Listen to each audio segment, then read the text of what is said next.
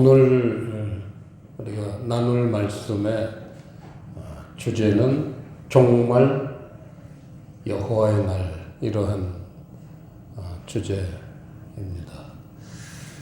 이제 금년 한 해도 이제 거의 다 갔습니다. 한 해를 정리하고 또 우리 신앙생활도 한번 살펴보고 또 우리 인생을 한번 이렇게 뒤돌아볼 그런 때겠죠. 다음 주는 이제 그 신년을 맞이한 소망으로 넘치는 해이기 때문에 이러한 말씀을 나누기엔 좀 다음 주에는 좀 맞질 않을 것 같아서 한 해를 정리하는 어떤 마음으로 오늘 이 종말에 대한 얘기를 가볍게 한번 보겠습니다.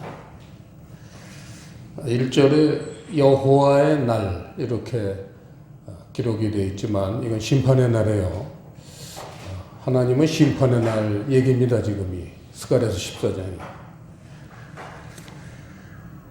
그런데 이제 4절 2절에 보시면요, 내가 열국을 모아 예루살렘과 싸우게 한다. 예루살렘은 교회잖아요. 열국을 모아서 교회를 공격하게 한다. 이게 종말의 특징입니다.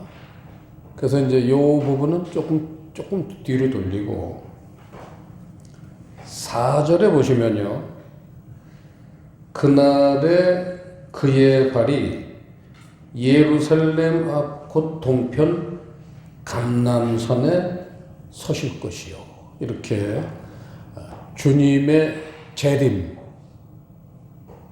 이렇게 표현했습니다.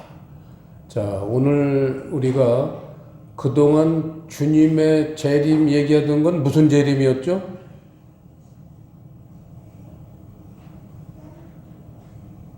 휴거. 무슨 재림이죠, 이게? 그걸 뭐라고 불렀죠? 공중 재림이라고 불렀어요. 계시록 14장 14절에서 16절 한번 보시면요. 16절 보시면요. 구름 위에 앉으신 이가 낫을 땅에 휘두름에 곡식이 거두어지니라. 이게 공중재림이에요. 신실한 성도들이 혼인잔치에 참여하기 위해서 주님이 공중에서 그 성도들을 불러가는 내용이 공중재림이라고 할 것 같으면 오늘 재림은 공중재림 얘기가 아니에요. 어디에 오신다고 그랬죠? 감람산에 발을 디디신다고 그랬죠. 이건 지상재림 얘기예요. 그야말로 최후의 날을 얘기하는 거예요. 그래서 여호와의 날이다, 심판의 날이다, 지상재림 얘기예요.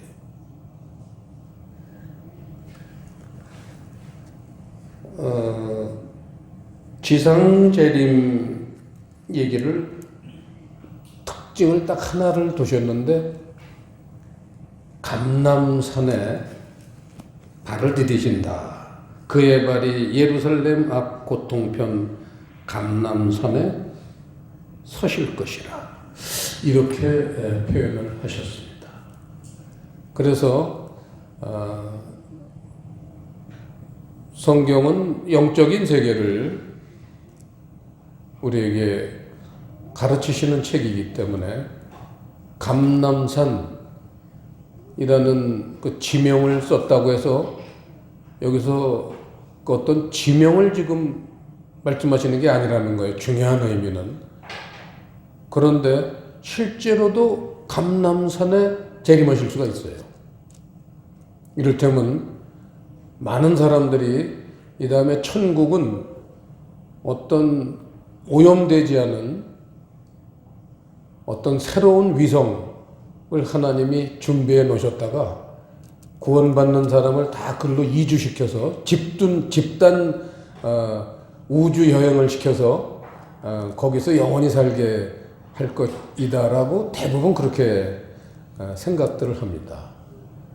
그럴 수도 있고 오늘 이 4절 본문 말씀처럼 실제로 감람산이라는 실제로 예루살렘 이스라엘에 있는 그 산 지상으로 재림하실 수도 있는 거예요. 그러니까 지구가 천국이 될 수도 있다는 얘기예요. 어떤 건지 누구도 장담을 못해요. 하지만 저는 성경에 이렇게 감람산이라는 그 지명을 일부러 그렇게 특정 지셨다는 것은 상당히 의미가 있다고 생각합니다.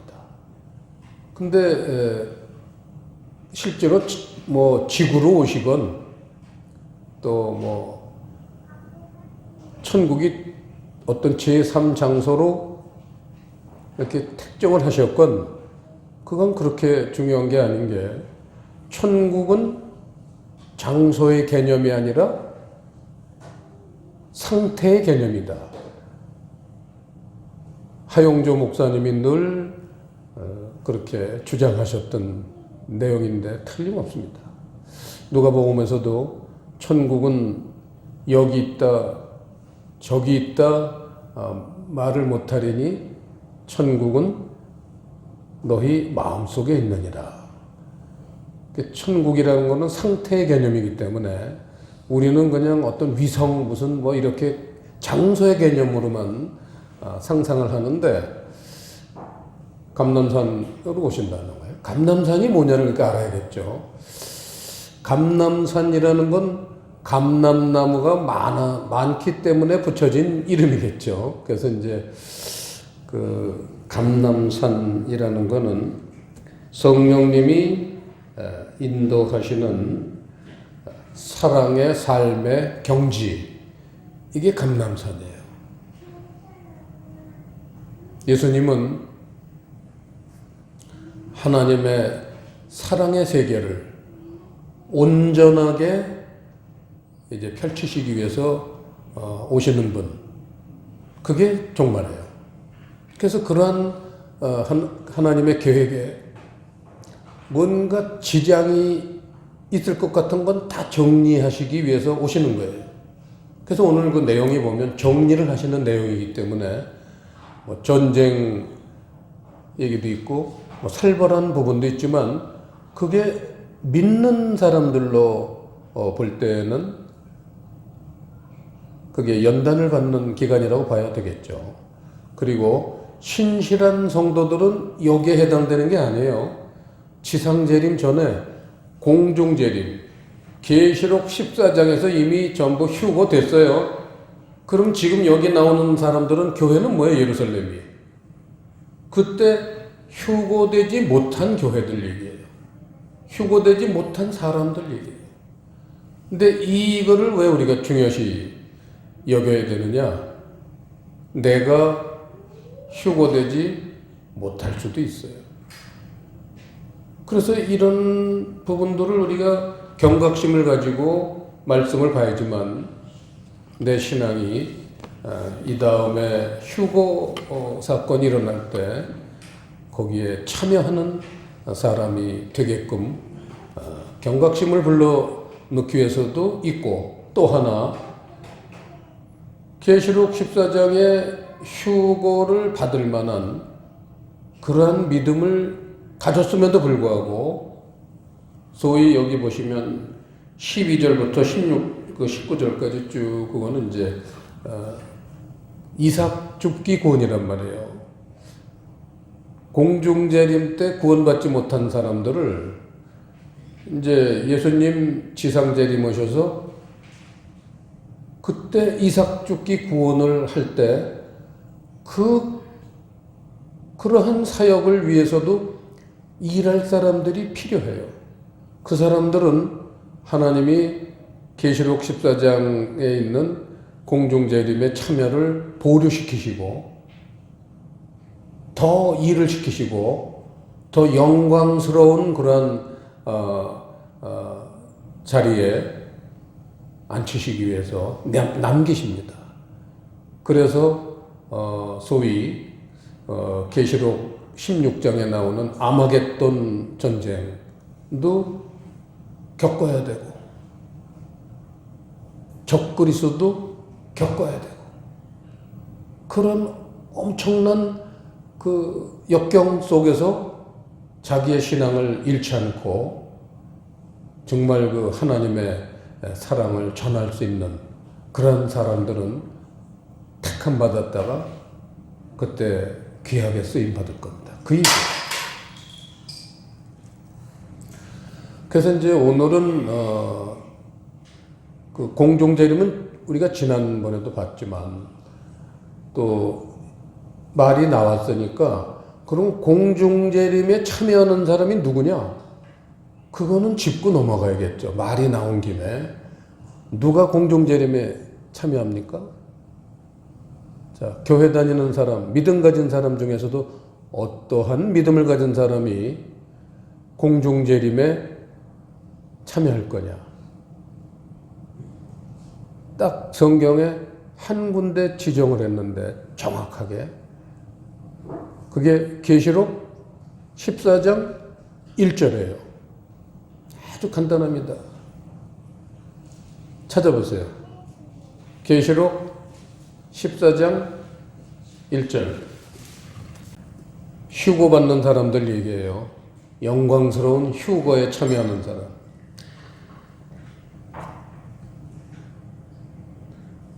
1절 다 같이 시작.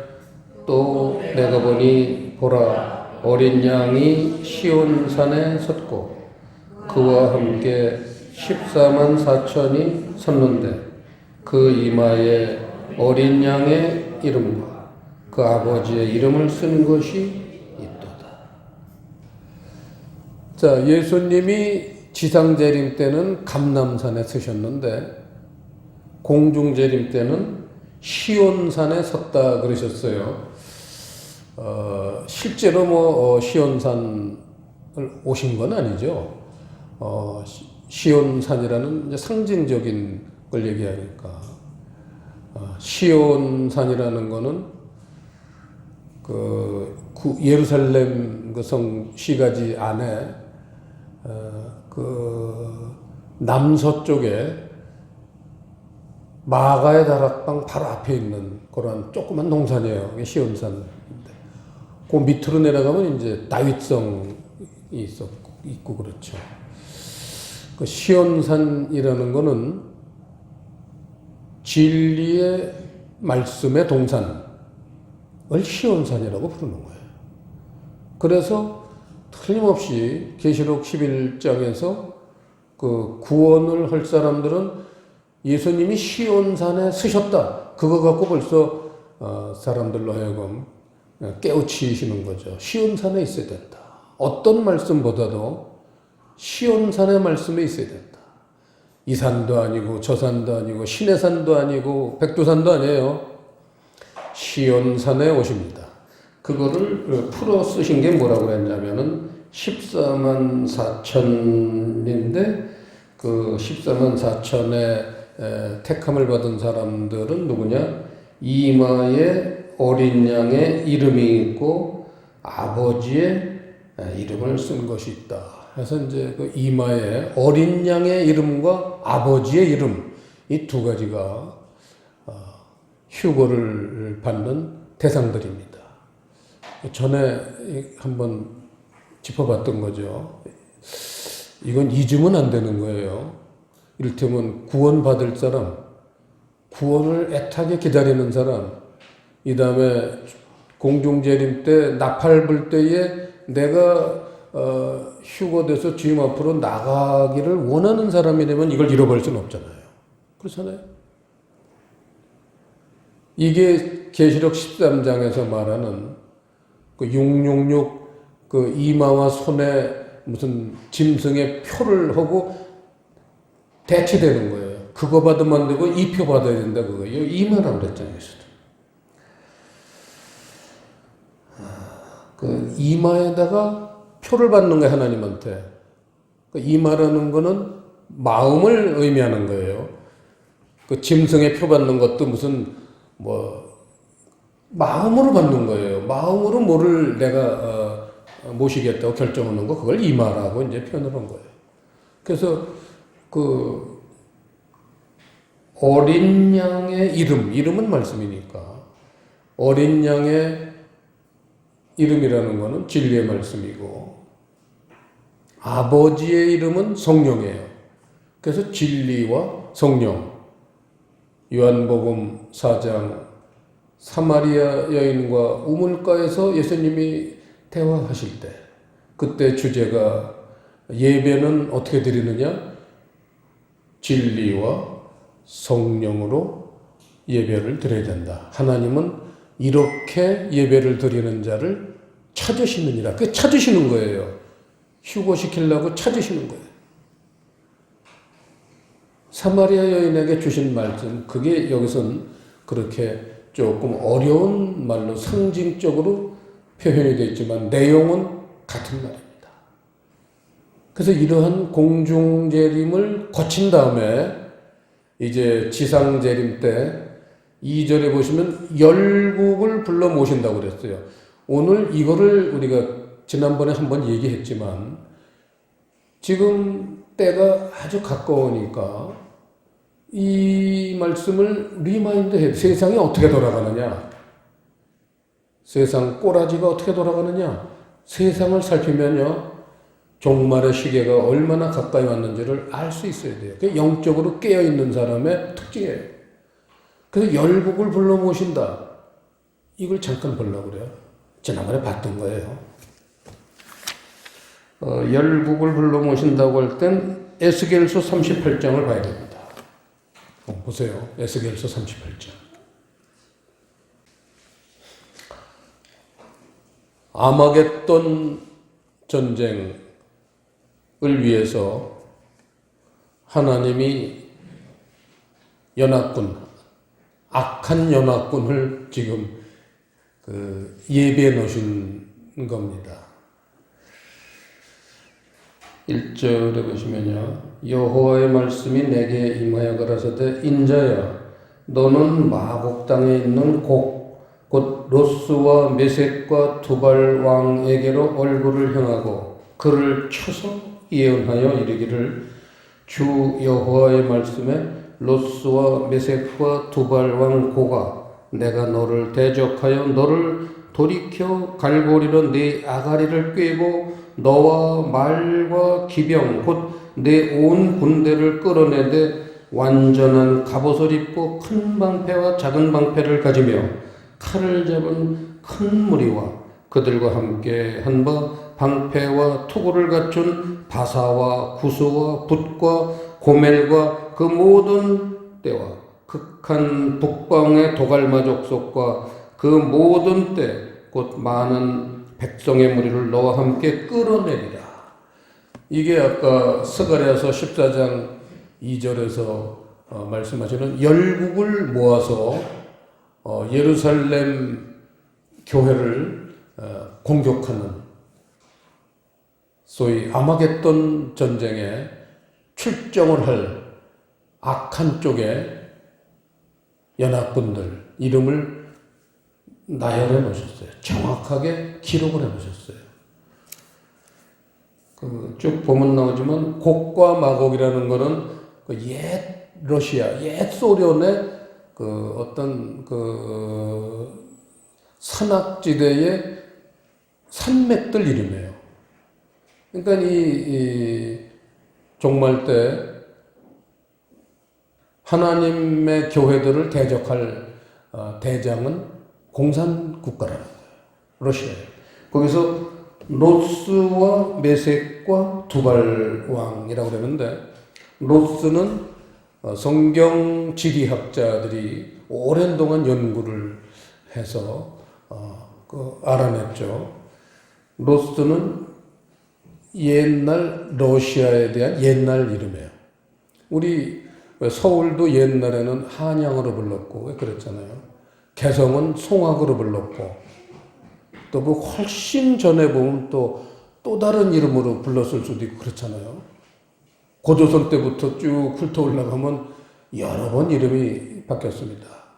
마찬가지로 이 소련에 있는 도시 이름도 또 나라 이름도 많이 바뀌어요. 로스는 러시아고 메색은 모스크바의 옛 이름이고 두발은 토블스크라고 지금도 소련에 있는 어떤 주도예요. 어떤 주의 캐피탈이에요.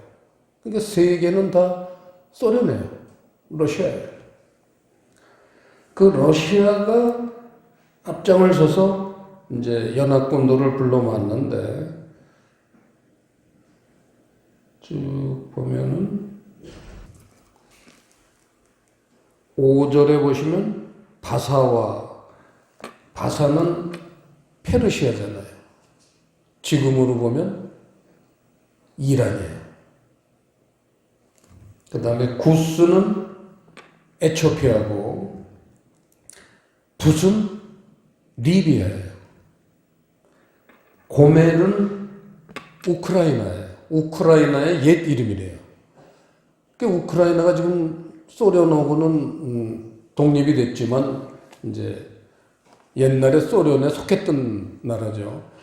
그리고 그 많은 3억 명이나 되는 소련 사람들의 주식인 밀 생산지가 바로 우크라이나이기 때문에 푸틴이 늘 우크라이나를 다시 먹으려고 지난번에도 군대를 보내서 점령하려고 그랬다가 미국이 탁 제동을 걸어서 못 넘어갔죠. 그 사건 때문에 지금 트럼프 대통령은 탄핵도 뭐 지금 이제 받고 그러지만 그건 우크라이나를 구한 거기 때문에 세상에선 탄핵을 할지 몰라도 저는 그거는 잘한 일이라고 봅니다. 공산국가 소나기에 마수에서 그걸 뽑아냈는데 그걸 어떻게 우리가 세상 잣대로만 해서 나쁜 짓 했다 그럴 수는 없어요. 좋은 일 한 거예요. 그 다음에 이제 마지막으로 도갈마. 이 도갈마가 이제 문제입니다. 옛날 터키 이름이에요. 한때는 정말 그 지중해를 포함한 구라파를 휩쓸었던 오스만 터키. 모든 나라가 자기네 앞바다인 지중해를 쓰는 이태리, 프랑스, 무슨 스페인, 그리스, 이 오스만 터키한테 통행세를 내야지만 지중해를 쓸 수가 있을 만큼 한 1000년 정도를 오스만 터키가 구라파를 지배했었어요. 그 야욕이 지금도 꿈틀거립니다. 터키 사람들에게. 그 마음속에 그게 있어요. 그 옛날 영화를 누렸던 우리의 터키. 하고 세계에서 유일하게 그 영토가 유럽과 아시아에 같이 있는 나라. 이 세상에서 터키밖에 없어요. 저는 우리 사모님하고 2011년도에 우리 지방위에서 그 성지순례 이스라엘, 터키란다. 그리스, 터키. 그렇게 이제 3개국 성지순례 할 때 가봤어요. 그 보스포러스 해협이 있잖아요. 지중해 맨 끝에 오면은 터키고, 거기서 꼬부라져서 올라가면 그게 이제 보스포러스 해협인데, 그 보스포러스 해협을 쭉 올라가면 소련의 흑해로 들어가잖아요. 그걸 지금까지는 터키가 막고 있었어요. 자유국가니까. 중동 중에 미국하고 가장 친했던 나라가 터키예요. 근데 그 터키가 여기 이름이 있는 거예요. 세상이 바뀔 거라는 거죠. 터키가 공산국가가 될 겁니다. 혹은 소련의 연합군이 될 거예요. 터키가 공산국가의 연합군이 되는 걸 보면은 그건 이제 종말이 정말 눈앞에 있는 거예요. 연합군이 완전히 형성되면 전쟁 나는 거예요. 이스라엘에서 전쟁이 나요. 그걸 무기토 평야, 아마겟돈이라고도 표현을 했지만 그건 이제 히브리어고 무기토 평야라고 그 성경에서 나오는 용어로는 이스라엘 평야예요. 갈멜산에서 이렇게 내려다보면 예수님 태어나신 그 나사렛도 보이고 가나 혼인잔치도 보이고 저쪽에 다볼산도 보이고 그 산하고 이 갈멜산 사이에 있는 골짜기 그걸 이스르엘 평야라고 그래요. 그게 무기토 평야라고도 부르고 아마겟돈이라고도 부르는 거예요. 히브리어로. 거기서 전쟁이 난다. 뭐 장소가 중요하진 않겠지만 저는 이스라엘에서 그러한 전쟁이 일어납니다. 그래서 이러한 나라들이 뭉치는 걸 보시면 또 그렇게 되고 있을 거예요. 지금도 그렇잖아요. 그러면 여러분 알다시피 터키가 공산의 그 남하를 막았다고 한다면 이 동쪽에서는 그런 귀한 막는 역할을 누가 했느냐? 대한민국이라는 나라가 해왔어요, 지금까지. 여러분 그 나라 아시죠? 대한민국. 소련이 공산 그 남하 정책을 그동안 막아왔던 나라가 대한민국이에요. 하지만 소련은 절대 포기한 적이 하루도 없습니다. 게다가 아주 막강한 공산 형제국과 중국까지 지금 두 나라가 힘을 합쳐가지고 남하하려고 그래요. 그러니까 온 세계가 마찬가지지만 어떻게 해서든지 소위 마귀가 이 마지막에는 공산 마귀예요. 정체가. 공산 마귀가 어떻게 해서든지 모든 나라를 예수 믿는 국가로 할지라도 공산 국가로 만들려고 그러는 거예요. 왜냐하면 공산주의라는 거는 세 가지 특징이 있어요. 저는 이걸 전공한 사람이에요. 의도 들은 게 아니에요. 비싼 등록금 내고 대학교 다니면서 이건 공부를 한 겁니다. 사상을. 제가 정치외교학과를 나왔잖아요. 공산주의의 3대 특징이 있어요. 첫째가 유물사관이에요. 사람에겐 영혼이 없다는 거예요. 사람에겐 물체로 봐요. 육체만 있다는 거예요. 그래서 죽여도 괜찮아요. 수없이 죽여도 문제될 게 없어. 개, 돼지 죽이는 거는 똑같아. 그게 유물사관이에요. 그러니까 목사님들이 공산주의를 믿는다는 건 참 공산주의를 몰라서 그래요. 가문이설에 넘어가서 그래요. 첫째 특징이 유물사관이에요. 둘째가 그 유명한 프롤레타리아 혁명이에요. 이기면 돼. 수단이나 방법은 문제가 안 돼요. 결과는 과정을 정당화한다. 이게 공산주의의 두 번째 특징. 프롤레타리아 혁명이에요. 내 적은 다 죽여야 돼. 그리고 내가 승리자가 돼야 돼.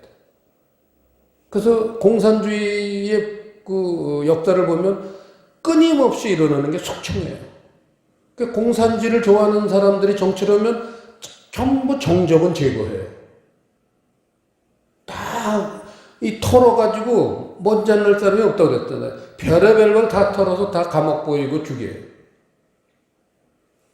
세 번째 특징이 잉여 이익 분배예요. 근데 여러분 공산국가 잘 사는 거 봤습니까?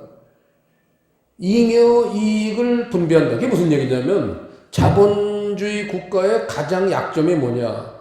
사람은 능력이 있는 사람이 있고 능력이 없는 사람이 있는데 또 부잣집에 태어나기도 하고 가난한 집에 태어나기도 하는데 그것 때문에 운명이 결정되면 안 된다. 능력 있고 금수저 물고 나온 사람은 돈을 많이 벌더라도 지가 먹고 살 거 말고는 내놔야 된다. 정부에. 그래서 그걸 정부에 바쳐가 정부가 그걸 능력이 없는 사람, 가난한 사람들을 나눠줘야 된다. 소위 분배 정책이에요. 근데 실제로 공산주의가 그렇게 분배한 적 있습니까? 한 번도 없는 거예요. 왜? 그 두 번째 아까 얘기한 프롤레타리아 혁명에서 정권을 잡은 사람들은 그 모든 돈이 자기들 거예요. 여러분 세계에서 최고의 재벌이 뭐 빌 게이츠라고 하지만 그거는 눈에 보이는 재벌이에요. 그래봐야 40조라고 그랬어요. 400억 달러. 여러분 푸틴이나 시진핑 재산이 40조만 되겠어요? 여러분 그 생각해 보세요. 신문에도 났지만 푸틴이 그 자기 그 정적 죽을 때까지 대통령 하고 싶은데 누가 그때 몇 년 전에 한번 출마하려고 그러니까 그걸 죽였어요. 그럼 그 사람이 석유 재벌인데 그 석유가 푸틴께 됐어요. 그런 사건이 한두 건이 아니에요. 중국의 시진핑도 똑같아요. 정적 그때 중국의 굉장한 재벌인데 죽였잖아요. 그러면 그 누구께 됐겠어요? 시진핑 된 거예요. 빌 게이츠의 40조 정도의 재산이 아니에요, 이 사람들은요. 400조, 4천조 될 거예요. 10배 패서 최고 재벌들이 빨갱이들이에요. 그러면서 말로는 분배. 여러분 몇 년 전에 그 신문에 매일 나온 거 기억나시죠? 소련의 식량을 빵을 타려고 아침에 그 줄을 서면 몇 킬로가 그 매일 뉴스에 나왔었잖아요. 그렇죠? 그게 꼭 정말 배고파가지고 참을 수가 없어서 그 사람들이 그 무슨 트로이카 무슨 했잖아요. 그게 소련이 붕괴된 거 아니에요. 먹고 살 수가 없다고. 공산주의는 잘 사는 나라가 없는 거예요. 그렇게 돼 있어요. 그러니까 첫째, 둘째, 셋째 다 틀리는 거예요. 그 사람들 이론이. 유물사관도 틀린 거잖아요. 영혼이 없습니까? 둘째, 프롤레타리아 혁명. 누구를 위한 혁명이에요? 지 배때기 불리려고 혁명이에요. 인민은 그건 도구예요. 반대는 놈은 죽이면 그만이야. 그냥 무릎 꿇고 주는 대로 먹고 가만히만 있으면 돼. 그리고 분배가 제대로 됩니까? 이 자유 국가들의 가장 약점이 바로 그거예요. 자본주의 시대의 제일 약점이 가난한 사람들이 생긴다는 거예요. 어제 제 동창, 제가 용산고등학교 19회입니다. 제 동창 이 카톡에 연말이니까 글을 올렸는데 이동진이라는 친구가 글을 올렸어요. 저번에 지난주에 용고 19회 연말 송년회 때 제 옆에 앉았대요. 저희 반인 출신이었기 때문에 반별로 앉았는데 그 친구가 어제 카톡을 올렸는데 뭐라고 썼냐면 쇠밑을 생각해본다. 불우이웃. 누구의 잘못도 아니라면 모두의 잘못이다. 멋있죠? 연말을 이렇게 맞아서 그 불우한 이웃들을 생각해 볼 때 그 사람들 누구도 잘못한 게 없는데 그렇게 가난하게 산다면 우리 모두의 잘못이다.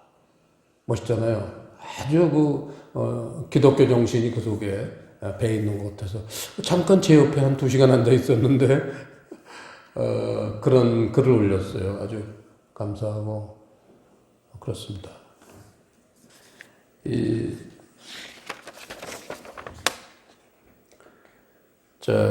재림 얘기를 했고 12절부터 이제 이삭 죽기 구원인데 제대로 이제 공중 재림 못한 그 후에 남은 사람들은요, 이를테면 이제 계시록 15장부터 시작하는 대접 심판이 있기 때문에 굉장한 고통을 겪습니다. 거기다 아까 보면은 12절에 보면 본문에 여호와께서 내리실 재앙이 이러하니 곧 섰을 때에 그 살이 썩으며 그 눈이 구멍 속에서 썩으며 그 혀가 입 속에서 썩을 것이요. 이런 고통을 당해야 돼요. 그러니까 우리 신앙생활을 널널하게 하면 안 된다고 얘기하죠. 연말을 맞아서 널널하면 안 돼. 그런데도 그렇게 공중재림 첫 번째 휴거에 참여를 못했더라도 그때 이제 정신 차리고 올바로 신앙생활을 해야겠다고 결심한 사람들을 14절에서는 유다라고 표현을 했어요. 유다라는 건 그리스도인이에요. 뒤늦게 이제 예수님의 가르침에 합류를 한 사람들을 유다라고 표현했어요. 이런 사람들이 신앙생활의 특징을 16절에 보면 보세요. 예루살렘을 쳐서 왔던 열국 중에 남은 자가 해마다 올라와서 그 왕 만군의 여호와께 숭배하며 초막절을 지킬 것이라. 그래서 이 초막절이라는 단어, 이삭 죽기 구원의 대상이 누구냐? 초막절을 지키는 사람이라는 거예요. 아까 공중재림 때는 그 이마에 어린 양의 이름과 아버지 이름을 쓴 사람, 진리와 사랑을 이제 이렇게 순종하는 사람들을 공중재림 하신다고 하면 이제 마지막 이 지상재림 때 구원하는 사람은 초막절이라는 단어 하나만 썼어요. 초막절은 수장절을 초막절이라고 불러요. 수장절. 하나님 나라에서 수장절은 뭘 농사를 져서 봄에는 씨를 뿌리고 가을에 거두어서 창고에다가 이렇게 쌓아놓는 걸 수장절이라고 그러잖아요. 하나님 나라에서 제일 마지막에 저장하는 물건, 그게 수장절이에요. 근데 그걸 초막절이라는 단어로 같은 단어, 같은 뜻이지만 수장절보다는 초막절이라고 표현을 하신 데는 거기 또 의도가 있으실 거라고 저는 알고 있습니다. 초막절이라는 건 집 짓는 거잖아요. 하나님이 들어와서 사실 영원한 집, 그게 초막절이에요. 그게 수장절인데, 뭘 한 사람에게 영원히 돌아서냐? 초막절이라는 거예요. 수장절이라는 거예요. 그게 뭐예요? 이웃 사랑이에요. 이웃 사랑이에요.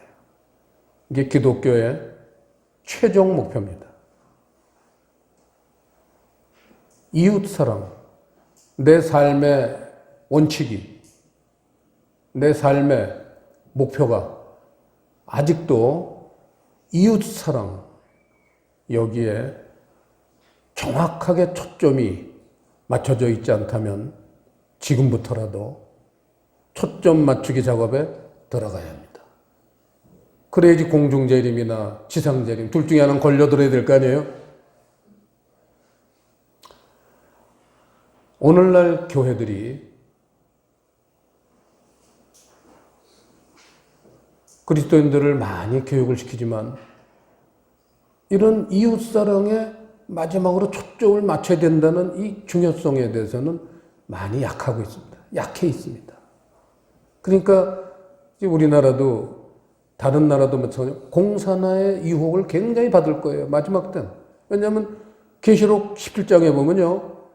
그 마지막 시대에 그 적그리스도가 등장하고 적그리스도의 지배를 받는 교회들, 그걸 바벨론 교회라고 했는데 그 적그리스도가 바로 공산주의를 추앙하는 어떤 지도자일 거예요. 종교 지도자면서 공산주의를 받아들이는 사람일 거예요. 누군지. 그 사람이 온 세계를 지배해요. 그게 적그리스도인데 그 적그리스도의 지시를 따르는 교회, 그걸 계시록 17장에서는 바벨론 교회라고 그러는데 바벨론 교회 특징이 뭐냐? 이건 하나 찾아봐야 돼. 계시록 17장. 계시록 17장은 그 바벨론 교회 음녀, 하나님이 마지막으로 심판하는 그 음녀, 바벨론 교회에 대한 얘기인데 그 바벨론 교회 특징이 뭐냐? 3절 보세요. 3절. 다 같이 시작. 곧 성령으로 나를 데리고 광야로 가니라. 내가 보니 여자가 붉은 빛 짐승을 탔는데 그 짐승의 몸에 참남된 이름들이 가득하고 7머리와 10뿔이 있으며 붉은 빛 짐승 그랬잖아요. 짐승은 적그리스도예요. 붉은 빛 공산주의예요. 공산주의를 끌어들인 적그리스도를 탔다는 거예요. 바벨론 교회가. 여자는 교회잖아요. 그걸 추종한다 그거예요. 그래서 지금도 교회 안에 공산주의를 은근히 흠모하는 목사님들이 없지 않겠죠. 왜냐하면 벌써 종말이 가까웠으니까. 공산마귀가 작업을 했을 거란 말이에요. 그래서 많은 교회들 중에는 지금 서서히 공산주의를 받아들이고 이걸 어떻게 활성화시키나 그걸 꿈으로 품는 목사님들이 있다는 얘기고 성도들 중에도 있어요. 그래서 이런 얘기를 하면은 정치 회귀하지 말라 이렇게 사람들이 마귀가 그렇게 조작을 하는 거예요. 정치 얘기 왜 목사가 하냐. 지금 제가 이게 정치 얘기입니까? 그러면 3.1운동 얘기를 꺼냈다. 이순신 장군 얘기를 꺼냈다. 그게 정치 얘기입니까? 나라를 구하는 얘기잖아요. 하나님의 백성을 구하는 얘기잖아요. 그거를 마귀가 혼돈시켜가지고 목사가 왜 강대상에서 정치 얘기하냐. 오늘 제가 정치 얘기했습니까? 이렇게 사람들을 미혹시키는 거예요. 그러면서 공산주의로 가게 만드는 거예요. 공산주의를 반대 못하게 하는 거예요. 공산주의 얘기만 하면 정치 얘기했다고 몰아붙이는 거예요. 이해가 되세요? 이런 시대에 우리가 살고 있습니다. 여러분 틀림없는 건요. 이 이웃사랑 그거는 감람산이 하나님 사랑이거든요. 하나님 사랑, 이웃사랑 이러한 그 목표만 흔들리지 않게 붙들고 있으면요. 어떠한 그 유혹이 와도 협박이 와도 살아남을 수가 있습니다. 이웃사랑. 오늘 마침 이제 우리 차준락 장로님, 우리 용고 식구의 동창입니다. 오늘 우리 그 먼데 저 동쪽 끝에서 그 명일동이면 동쪽 끝이지 뭐예요, 서울에. 우리나라의 서쪽 끝까지 몇 시간 걸려서 지금 차를 타고 오셔가지고 함께하고 이제 또 침술 힐링 시간도 가지려고 오셨습니다. 우리 장로님은 평생을 그렇게 그 사람들에게 침술 힐링을 무료로 해드리기로 결심을 하신 분이에요. 그렇게 사세요, 실제로. 어디든 갑니다. 침봉지 하나만 들면 어디라도 가서 놔줍니다. 한의원 가면 1개, 2개 넣을 걸 우리 장로님은 10개, 20개 놔요. 그러니까 효력이 좋겠죠. 많이 넣으니까. 이웃사랑이에요. 우리 장로님 마음속에 이웃사랑이 없으면 그걸 어떻게 하겠습니까? 평생을 어떻게 하겠습니까? 실증도 안 나고. 얼굴 보세요. 실증 난 얼굴이 있어요? 즐겁게 그걸 하십니다. 여러분들 침 맞아봐서 알잖아요. 이게 쉬운 일이 아닙니다. 그 마지막 때에 정말 우리는 이웃사랑, 또 연말입니다. 구세군 냄비에다가 10,000원짜리 하나 휙 던지고 이웃사랑 했다고 하시지 마시고 진짜 내가 이런 어떤 삶을 살아야지 올바른 삶인가 깊이 생각하시면서 연말을 지내셨으면 좋겠습니다. 기도하시겠습니다. 아버지 하나님, 오늘 스가랴서 14장의 종말을 우리가 살펴봤습니다. 또 금년도 지금 마지막 때가 가까웠습니다. 우리 믿는 사람들이 어떠한 모습으로 목표를 세우고 살아가야 될지를 보여주셨으니 이 말씀이 우리들에게는 생명의 양식이 되게 해 주시옵소서.